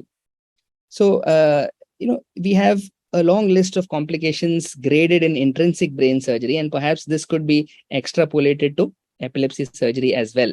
So you have grade 1 complications, which are actually non-life threatening deviation from the normal course, like a superficial surgical site infection, deep surgical site infection. You have a grade 2 complication, which requires some form of a invasive treatment. And you have life threatening grade 3 complications, but you survive these complications. And then you have grade 4 fatal complications. So this perhaps can be extrapolated to epilepsy surgery as well. So the overall complication rate in intrinsic brain surgery is slightly higher than in epilepsy surgery, but it's more or less comparable. So I have just listed out these complications to remember them at the back of your mind, so that, you know, when you have a not so good outcome, you fall back on this list and think of all possibilities. So fresh neurological deficits, you have a lot of vulnerable moments where this could happen more commonly. And the mechanism of neural injury is probably direct injury, brain edema, vascular injury, hematoma, and you can prevent them perhaps by using all your adjuncts to localize function and to prevent the loss of function. And corrective action perhaps is happens over a period of time because of functional plasticity and the dynamic nature of deficits. So if you have a dense hemiplegia today after motor cortex resection, support the patient. Be positive about it and do everything that you can to rehabilitate the patient, because I can assure you that 1 year from now, due to functional reorganization and a lot of plasticity, it's not going to be the same again. And you're going to have, if you can have a seizure free as well as a patient who's able to overcome this deficit, I think it's really worth it. So brain plasticity, again, is the concept of recruiting neurons to perform eloquent function, more so in children, maximum up to the age of 6 years, but it happens in adults too. Even in fact, it happens intraoperatively as well, is what new research tells us. And this is plasticity in actual action. This is a patient who had a large hemispherotomy of the right side, and you could see that almost all his motor function of the contralateral limbs is taken over by the normal hemisphere. So awake surgery, again, is the next adjunct to reduce deficits. So stretch all your adjuncts to reduce deficits in motor cortex and eloquent cortex resections. Awake surgery has probably in some series better or comparable resection rates. But there are a unique set of complications like seizures, brain bulge, and some things which require immediate corrective action intraoperatively. And these are the imaging adjuncts which help us to identify function and preserve to the best possible extent. So intraoperative imaging, navigation, and all these adjuncts are invaluable, and each of them probably are complementary to each other and help us in their own special way. So this is a motor cortex dysplasia, a BOSD, or a bottom of sulcus dysplasia, that you see here. And this is the functional MRI, which shows that it's almost corresponding to the lesion. And we used navigation, and despite all our efforts, we had a small venous infarct, which settled over a period of time. And the venous infarcts, again, this is a patient who developed a large vein of laboratory infarct after a subdural electrode placement. So this is something which is, again, very difficult sometimes to predict. But what we could do is to preserve veins, have an resection in between these large veins, difficult to predict flow dynamics, and as much as possible, preserve the large cortical veins and do your cortical resections in between these veins. So this is the new concept, endopile intervascular resection. That is a subpile resection, preserving the veins. This is the Sylvan Fisher. This is the posterior temporal resection, which shows a endopile intervascular resection to reduce the deficits. This is a quick video on a subpile resection here. Again, you could see that the pia is preserved in the while the uncus is being resected here, subpilely. And this is a very key important step to reduce complications by preserving the neurovascular structures in the cistern. So fMRI definitely is a way forward from the earlier era, but the traditional VADA test still has a role, especially in large hemispheric multilobar resections, to establish both language, motor, and memory function. And definitely we should exercise it whenever we need it for very, very large resections. Indirect complications are just too many. You can spend a whole day discussing them, but we need to be aware of them so that when we have them, we are well prepared to face them. And again, this is the long list. I wouldn't try to spend time trying to enumerate all of them. And venous air embolisms, you could have almost anything is possible when you attempt big things. So acute postoperative seizure is a worrying complication, mainly because you're doing a surgery to cure seizures and you have an acute postoperative seizure, which sometimes can be very, very worrying for the patient. But then there are several risk factors for it, which we can avoid. And probably there is a correlation with a long-term poor outcome, but not a very, very direct correlation. So you really don't need to get always disappointed when there is a acute postoperative seizure after epilepsy surgery. Status epilepticus, again, can happen after any intrinsic brain surgery, again, also after epilepsy surgery. The rationale is to limit secondary neurological injury, and continuous EEG monitoring improves outcomes. So this is a flow chart of how the measures are stepped up in post-neurosurgery status epilepticus, finally trying to prevent refractory status epilepticus, or even the new concept of a super refractory status epilepticus. So I'll quickly go to the resections. The typical commonest adult epilepsy surgery, or probably 2/3 of adult epilepsy surgery, still is temporal resection. And this is the old concept was resecting more of the lateral lobe and less of the medial lobe.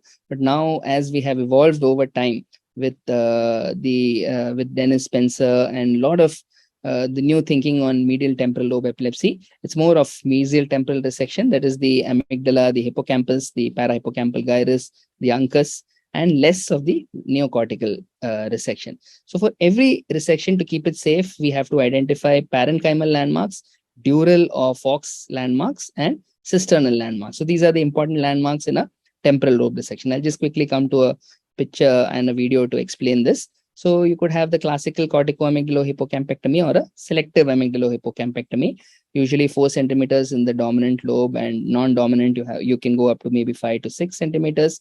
Mesial resection, amygdala, hippocampus, uncus, and parahippocampal gyrus. So I'll quickly show you a video. This is a corticoamygdalohippocampectomy with an intraoperative electrocorticography monitoring.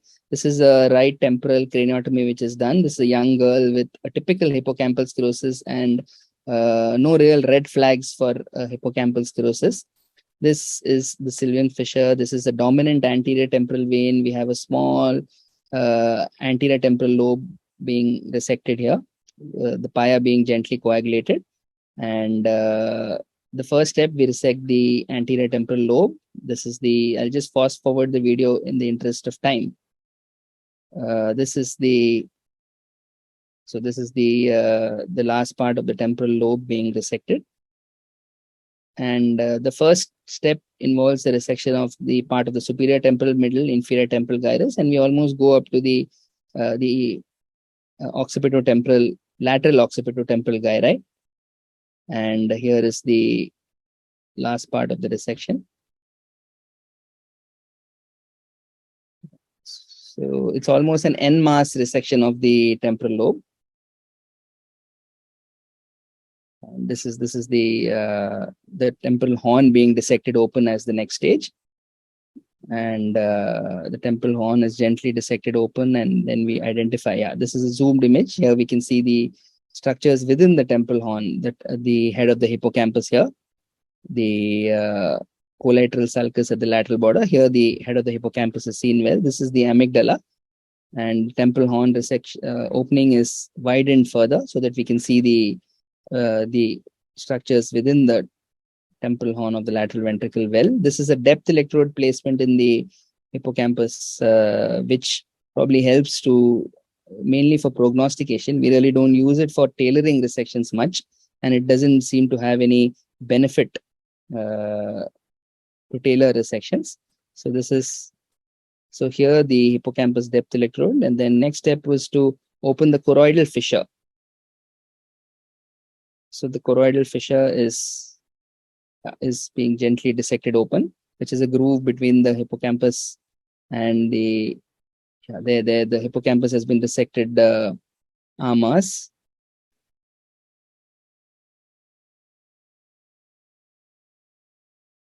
And there is the choroidal fissure opening, the choroidal fissure being gently dissected open. You could see the hippocampus well here, the head, the body, and the tail of the hippocampus. This is the amygdala being resected in a piecemeal manner.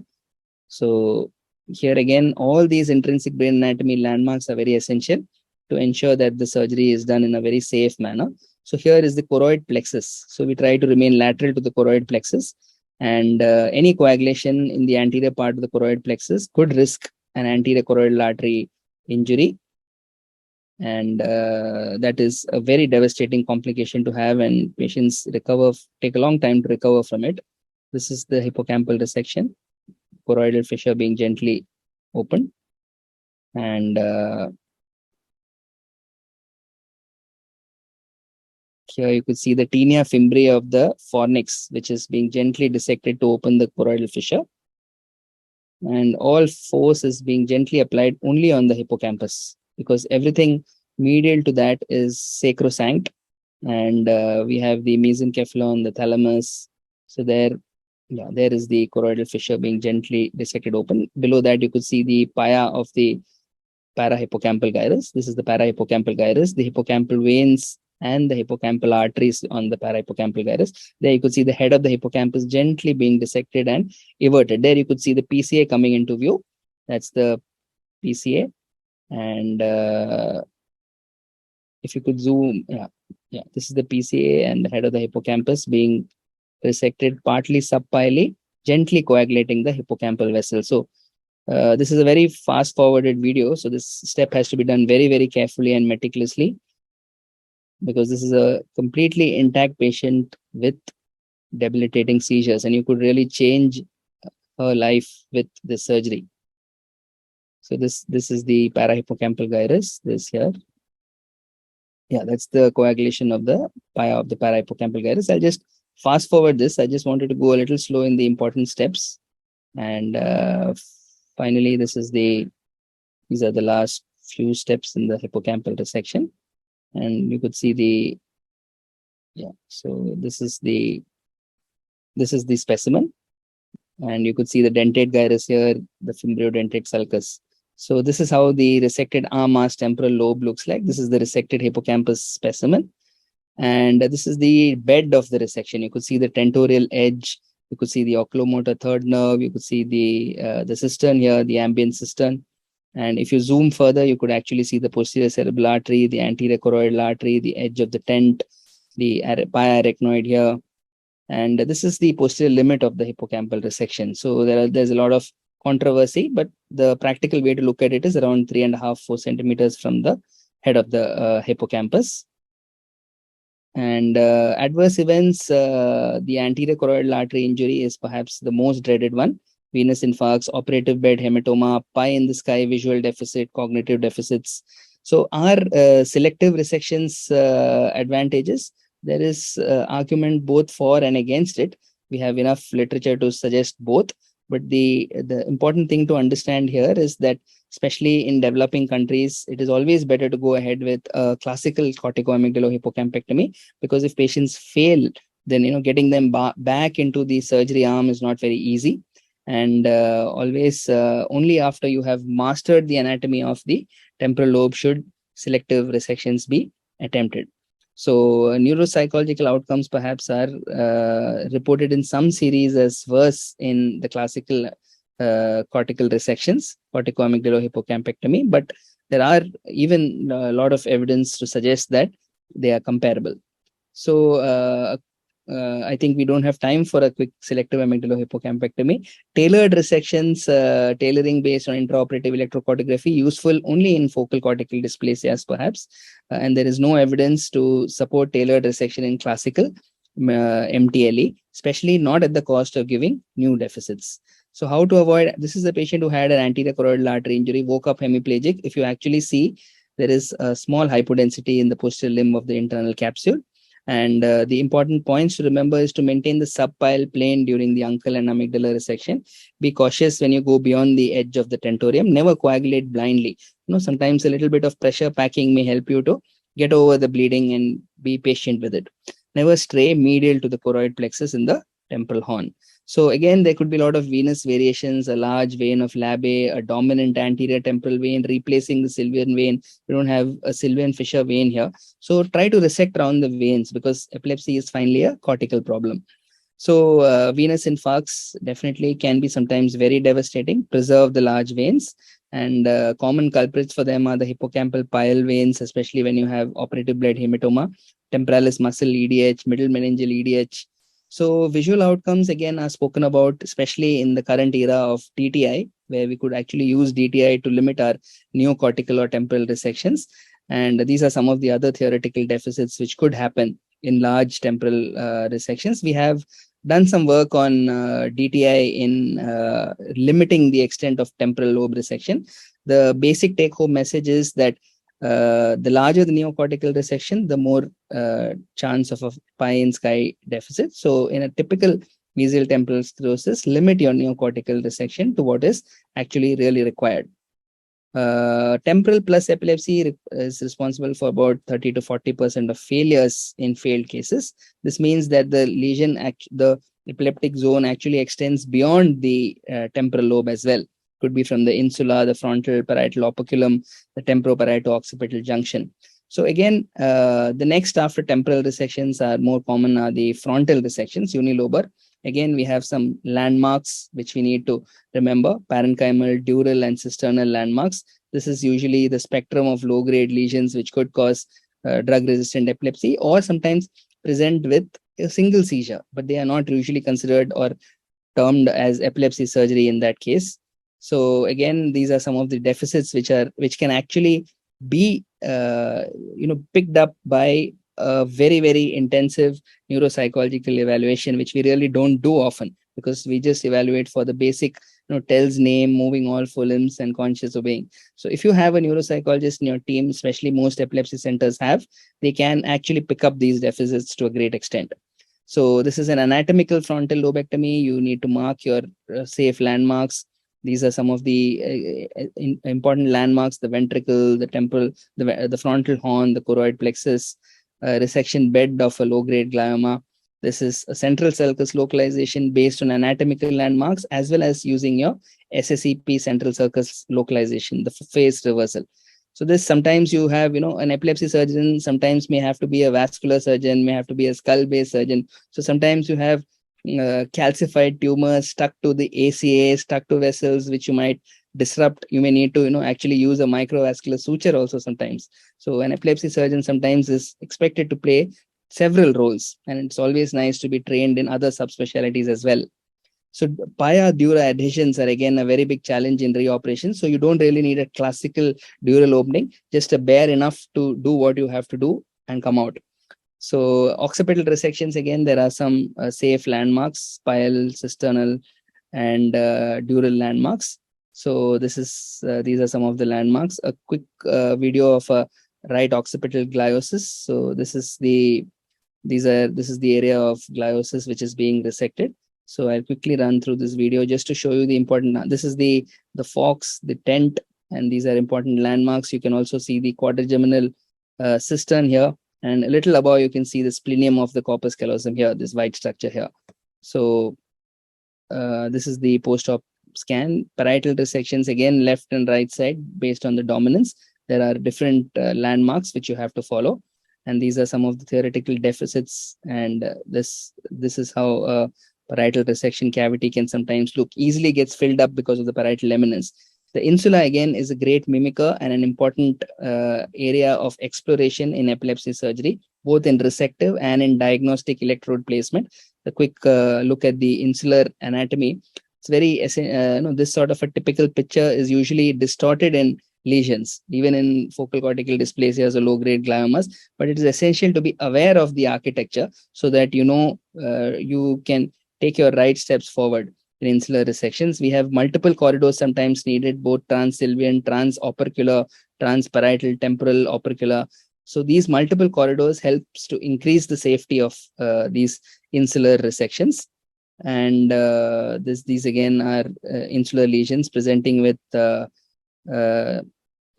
refractory epilepsy. Key insular landmarks also help us to keep the safety of the procedure extremely high.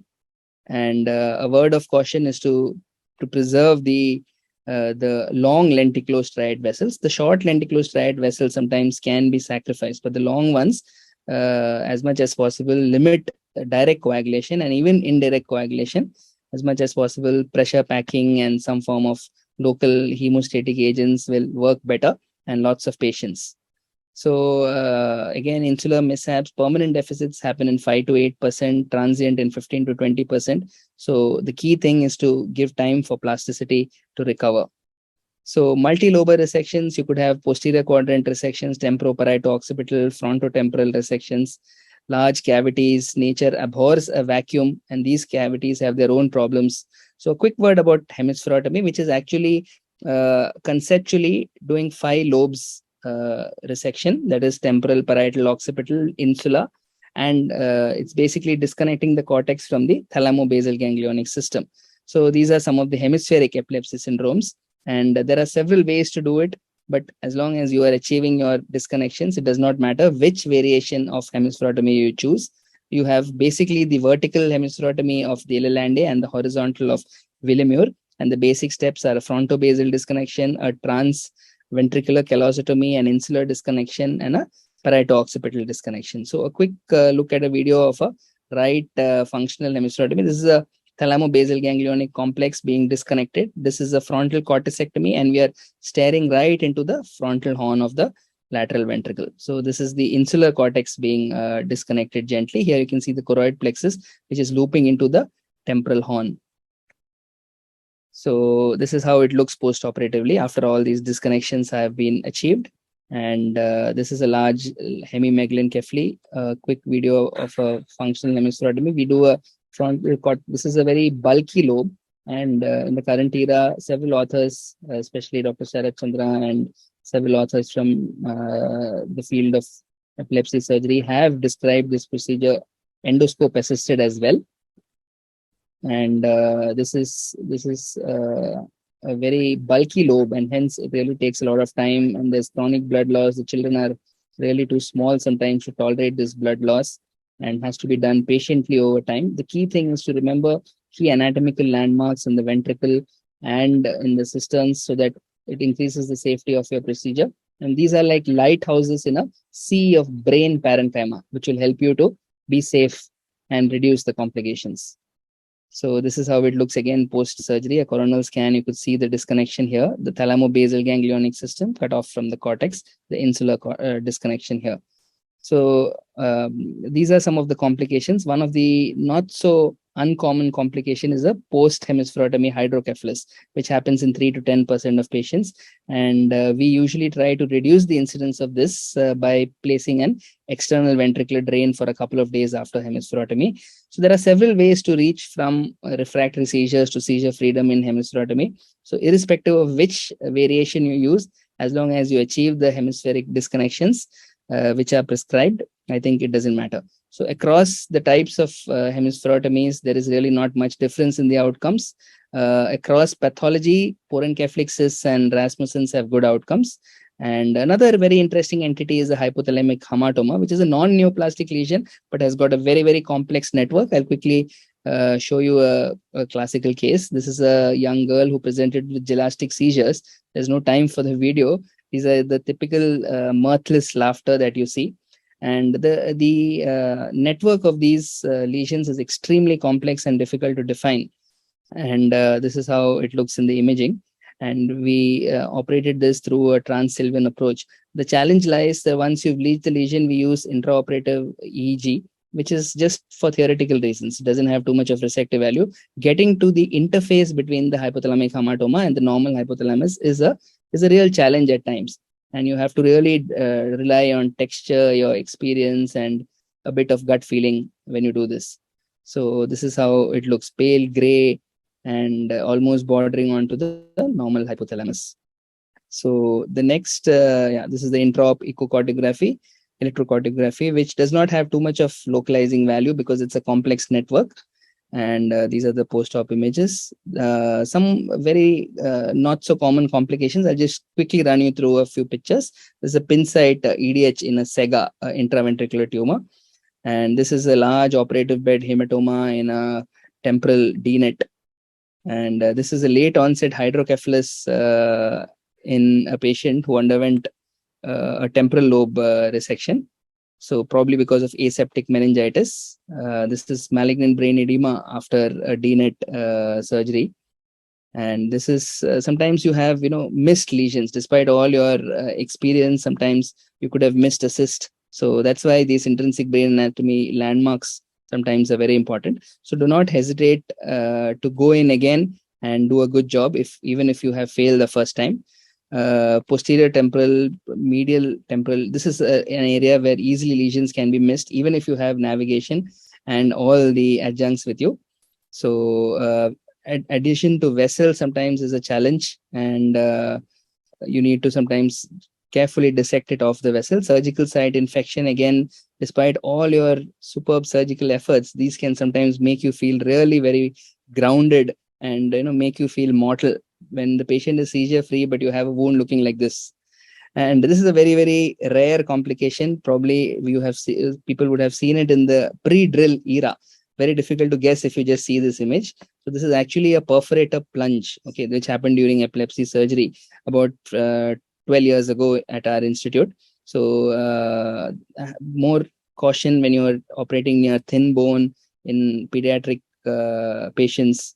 So brain abscess after invasive monitoring, very, very rare complication, but can happen especially in redo cases where you are doing a invasive monitoring after trauma surgery, after decompressive craniectomy. This is a large loculated temporal lobe cyst after a temporal resection. You could have temporal lobe loculations. This is again a large dead space, which this is a large empyema which is pouring out pus through the wound. So nature abhors a vacuum, and these vacuums sometimes cause superficial cerebral hemosiderosis, aseptic meningitis, and complications like DVT, pulmonary embolism can happen to almost every neurosurgical patients, and epilepsy surgery is no exception. So these are some general principles which we need to remember. When we have failed surgery, the question that we need to ask ourselves is there scope for any curative operation further? Is it an incomplete resection? Is it a new focus? Is it an old dual pathology? Or is it a new independent focus somewhere else? So it's time to get together again and reinitiate the pre-surgical workup. A quick word about corpus callosotomy, which is done with palliative intent, especially for drop attacks or atonic seizures. This is a schematic representation of it. So the key thing in this is that this is an interhemispheric approach. We have already done a partial callosotomy. The important thing here is to go interfornicial without, as much as possible, trying to open the ependyma of the ventricle. So here you could see that we are going interfornicially, and this is a gentle disconnection being done. Right you have this disconnection going right up to the entire callosum, genu, the anterior commissure, also the interthalamic connexus, and some of the authors even advocate the posterior commissure disconnection. So this is the callosotomy being completed. And these are the outcomes of a callosotomy. Some patients may serendipitously in atonic seizures even have a cure, though it's done with a palliative intent. Now, prognostic factors, I think it'll be in the interest of time, I'll just skip that. Invasive EEG, 6 to 10% of patients may sometimes require it. Traditionally, we used to do it this way by using subdural electrodes, strip electrodes, grid electrodes. And, sometimes you could have bulging brains when you go back in again. And sometimes, it's a little scary. You need to give a lot of mannitol to keep this for a couple of weeks till you get enough seizures. But then sometimes the brain would be angry red looking at you when you go back in again. But this is how the reconstruction looks post-surgery. But in the current era, when we have MRI negative epilepsy, as in this young boy, what we do is that we place electrodes directly in the brain, a very, very thin 0.8 mm electrode, which is the stereo EEG. This could be done using stereotactic frames or neuronavigation as we do it. And the complication rates are extremely low. Most of them are sometimes technical and hardware related issues, but this is the new kid on the block, and it's almost become the standard of care for MRI negative focal epilepsy. A quick word on, large series. This is a large series from MNI, which says, with 6415 depth electrodes, this is the complication rate, 18% in frontal and multilobar 8%. So this is a patient with anterior temporal spikes which are seen after the same patient whom I showed with stereo EEG monitoring, where there is a very, very focal onset of anterior temporal spikes. And then the next step is a large anterior quadrant resection. So this is a large frontal resection followed by a temporal and a medial temporal resection in an MRI negative epilepsy patient. Multiple subpile transection, usually not done as a standalone procedure. It's done as an adjunct with other large resections where you disconnect the horizontal fibers and keep the vertical fibers intact. In the interest of time, I'll just quickly run through it. Vagus nerve stimulation, an exciting new palliative procedure. It's been there for quite some time now, but results are not really very exciting, done with palliative intent.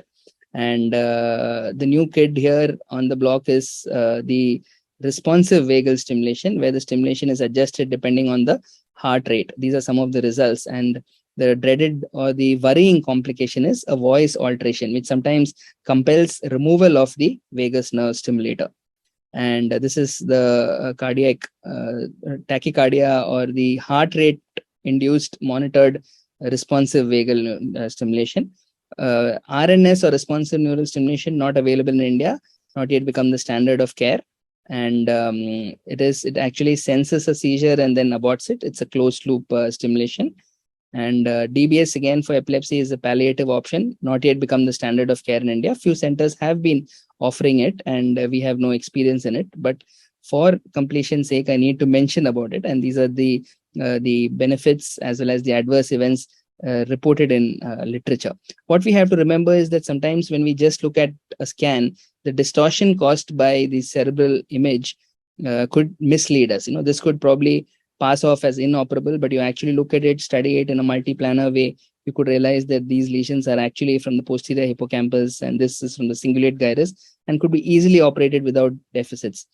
We cannot forget those patients who have probably had catastrophic complications, because these can, if you do not act immediately, could take away a life within a span of few seconds. Sinus injuries, large arterial vessels, injuries, you have severe anaphylaxis, where immediate corrective team action is the key forward. And if you don't do it in the nick of time, all is lost.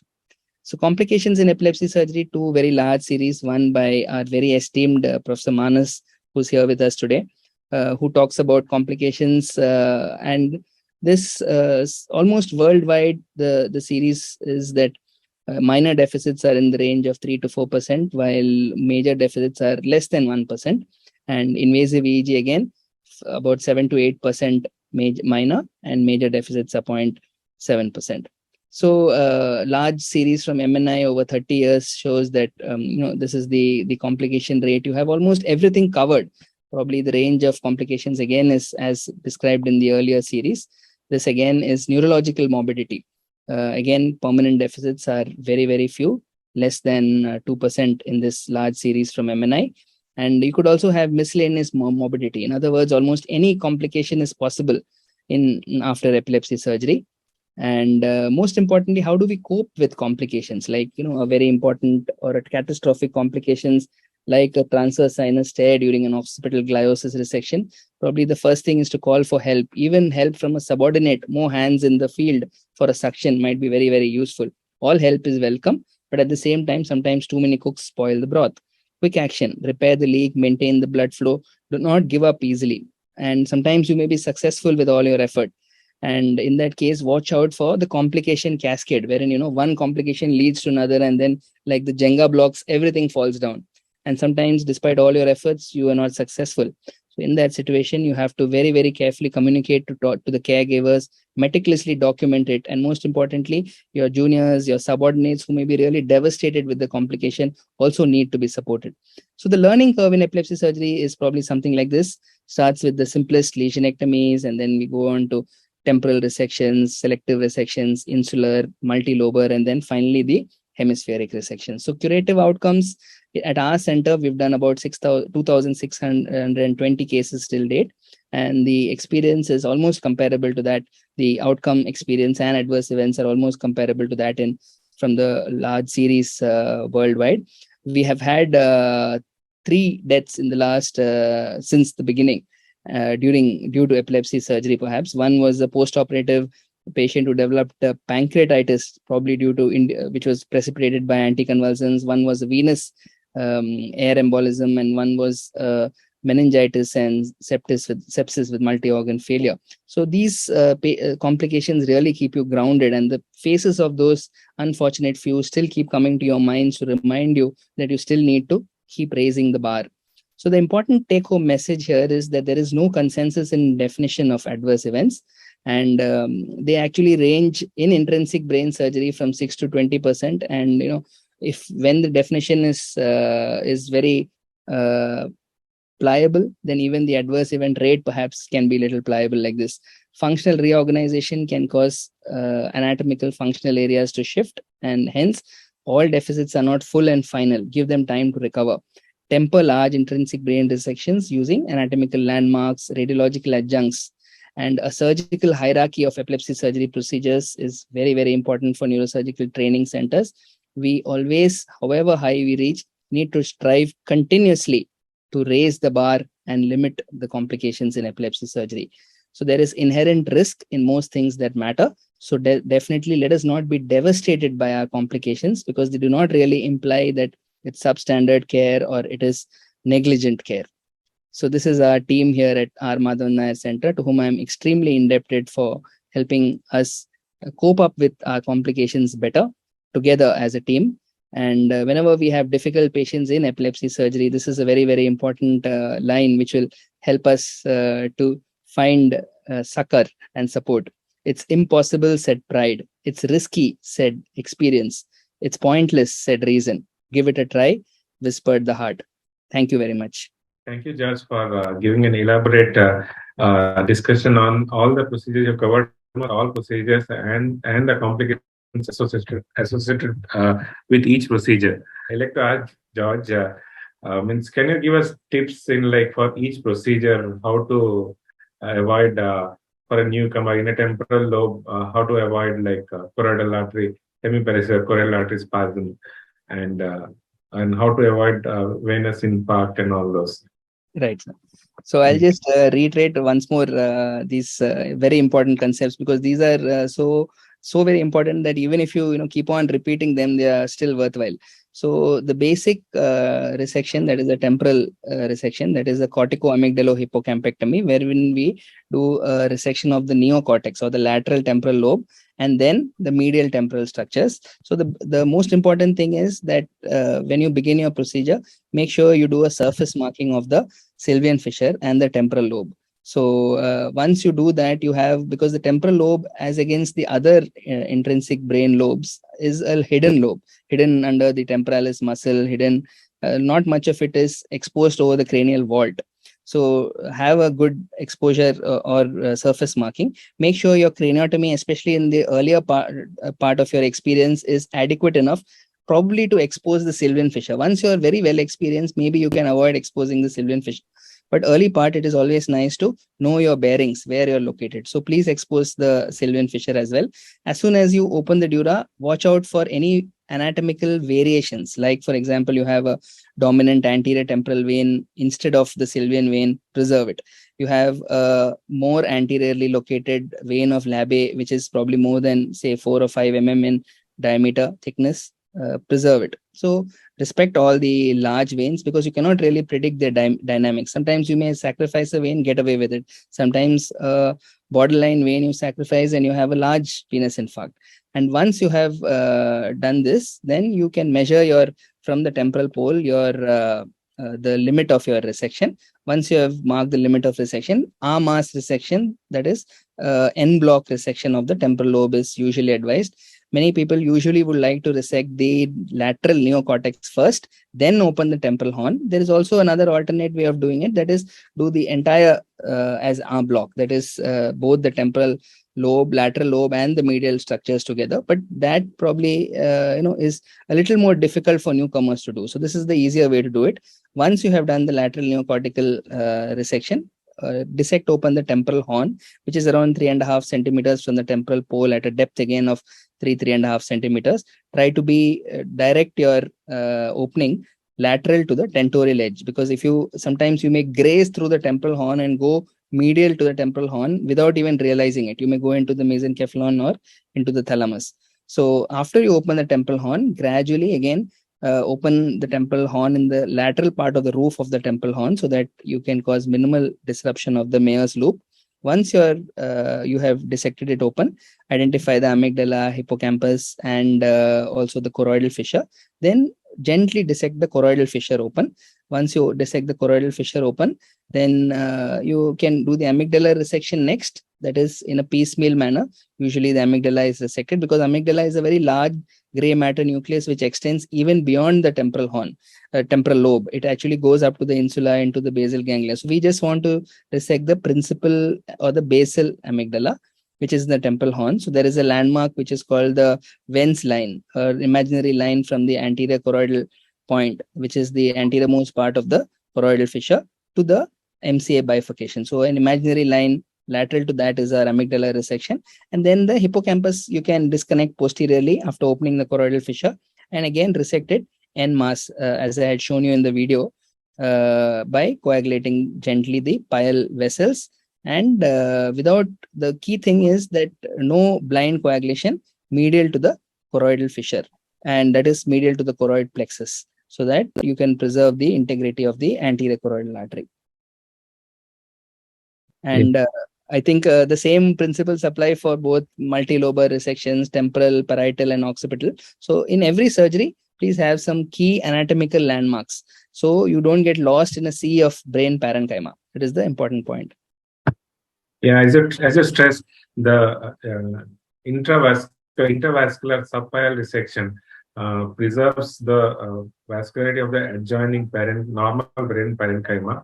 That will significantly reduce the complications associated with epilepsy surgery. And especially in temporal lobe also, if you find a prominent vein, probably it is better to practice the similar technique of intervascular subpile resection and preserve the veins. Then the complication rate will come down. As such, the complications, people do not accept complication in epilepsy surgery because it's not a disease, cancer disease that people will accept. But one has to always explain that the complication in epilepsy is different from complication in any other surgery. Because as you told, defect in the visual field is a sequelae of surgery, but it's not a complication. Surgery, removing a lesion on the motor cortex, if somebody develops hemiparesis, it's a sequelae, it's not a complication. So the definition of complication is an unexpected deficit post-op. An expected deficits which happens in epilepsy surgery is not complication. So if we exclude the expected and unexpected results, I think the complication rate will come down significantly in epilepsy surgery. And people should not get afraid that complications are higher and they should not undertake epilepsy surgery, as most physicians think that way. Thank you, sir, for raising the point, especially stressing on the point that the people or the general public have less threshold for accepting complications in epilepsy surgery. That is actually a fact, because you tell somebody you have a brain tumor and then you have a complication, they probably take it more philosophically and accept it well. But when you have it after epilepsy surgery, the threshold for accepting it is perhaps not so high. So that's a very important point. Then they should know that there's a complication and a sequelae are different. It's like if you drive carefully, also you can have an accident. That's not a complication. But you drink and drive, if you have an accident, that's a complication.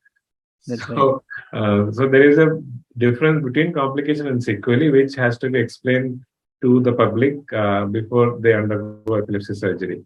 Is Dr. Suchanda back or? Just a quick point, which I just wanted to add for the residents and trainees. So many of the neurosurgical training programs may not have a direct exposure to epilepsy surgery. But then once you have got a basic inclination and orientation, what I would request our residents, especially when you're doing cases in the trauma OT, when you're doing temporal contusions, you have a very good exposure to the temporal lobe, though it might be a bulging brain and though it might be a bleeding brain. you still have an opportunity to do a subpile resection. You have an opportunity to use an operating microscope to look for the temporal horn. So when you get these opportunities, please make full use of it, because every day spent in the temporal lobe will take you to the next higher level in epilepsy surgery. And even if it is a glioma which you're doing in an emergency setup, wherever you get, because intrinsic brain surgery is completely ignored. We have a lot of training courses in skull base and vascular surgery, but intrinsic brain surgery, except for these white matter dissection courses, we really don't see the live in vivo brain in anatomy in workshops. So whenever we get a chance, be it a trauma surgery, be it a glioma surgery, look at it from an epilepsy surgery perspective and try to develop your skills to the next level. Thank you very much. Professor Suchanda, would you like to say something?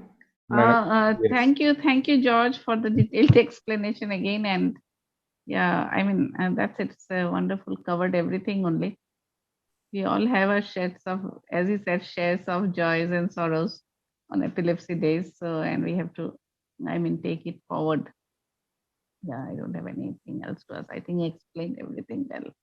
Thank you very much, Dr. Suchanda. Thank you very much. And Dr. Suchanda has been doing wonderful work in NIMS, Nizam's Hyderabad, both in pediatric epilepsy and in adult epilepsy. And we are very thankful that you could attend this. Thank you so much.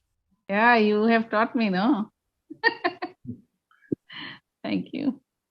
Well, thank you very much for joining, Professor Suchanda. And I think if there are, I'll just mention one thing about the intravascular resections that you showed. I was wondering whether the veins would still be draining, because the support is lost and the venous drainage is largely through the pulsations of the brain. So, in my experience, where we have this falcine tumors, we resect the tumors and we see the veins dipping down, even though if you preserve. So we generally keep a bit of gel form to keep it at the level for some support, because I believe they may get thrombosed eventually. Unfortunately, it is not so. I think what you have showed us. What are your comments, Professor George? No, it's a very, very valid point, Raja. And we have always been in situations where we have also had the same doubt. So as much as possible, we try to leave at least some white matter on which the brain can rest. So unlike falcine meningiomas, where they have no resting area, they're just dangling in the air. So here we have at least some white matter, because epilepsy by and large is considered a cortical or a gray matter disease. So the white matter is basically for synchronization and the spread of seizures. So we try to keep some bed on which there is, especially if there are large veins, we try our best not to take a chance, because we have burnt our fingers. Whenever you sacrifice a vein, sometimes there are a lot of surprises. So as much as possible, we try to preserve, but sometimes despite all our efforts, we may still lose the veins. And then, we have to keep our fingers crossed and hope for the best. Well, thank you very much. The incidence of post-op seizures are high if you sacrifice the veins. That's right. As well as post-op edema also is very high. And means once you fill up with saline, the veins float in the fluid, so they don't get thrombosed. And we practice this in glioma surgery also, not only meningioma, but epilepsy and glioma surgery. And the morbidity significantly comes down if we practice this technique for glioma also. Actually, when we used to do subdural electrodes, more commonly in the past, when we place these large, say 64 contact, even 128 contact grids on the cortical surface, the veins used to get compressed. And then post-op edema, sometimes significant brain edema, which requires a lot of anti-edema measures. And then it used to settle down after a couple of days. But then we started sometimes cutting the grid just to give some space for the brain, making a slit. So those things brought down to some extent the edema. But at the same time, when you cut a grid, you have the risk of damaging the microelectrode inside that. So definitely veins cannot be ignored, and their dynamics is unpredictable.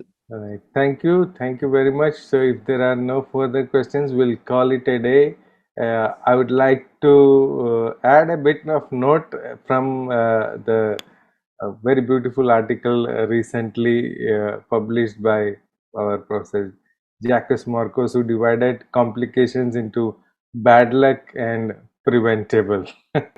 So I think these are either bad luck or preventable. I do not know. But however, as he said, noli impedimenta succurrere, which is do not succumb to your complications in Latin. This is something I learned by reading Professor Jacques Marco's article in JNS. Forgive and remember neurosurgical complications. So thank you very much. We can have the final remarks from Professor Manas. Yeah, thank you, Dr. Raja, for selecting our topic, which is not very popular as such, epilepsy surgery, and you selected complications of epilepsy surgery. But it's important to highlight that the complications are far less than any tumor surgery, because awareness of epilepsy surgery is less, and people think that epilepsy surgery has more complications they should not undergo. And so the concept of deciding this topic was very good, and I hope the recorded video will be helpful for many people in the future. Thanks, George, for discussing it very well.